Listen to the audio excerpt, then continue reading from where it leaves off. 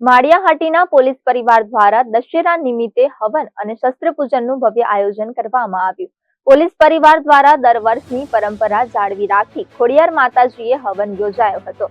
શાસ્ત્રોક્ત વિધિ પ્રમાણે ખોડિયાર માતાજી હવન કરાયો ત્યારે માળિયાહાટીના પોલીસ સ્ટેશન ખાતે દશેરા પર્વે શસ્ત્ર પૂજન પણ કરવામાં આવ્યું હતું।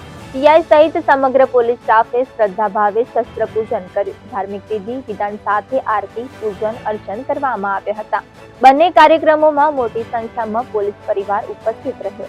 દવે આજ રોજ ખોડિયાર માતાજીના સાનિધ્યની અંદર દર વર્ષની જેમ યજ્ઞનું આયોજન કરે।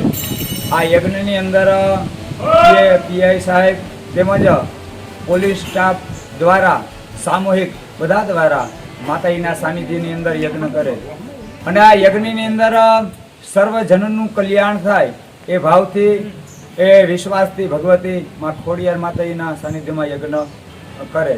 બોલો ખોડિયાર માતા કી જય।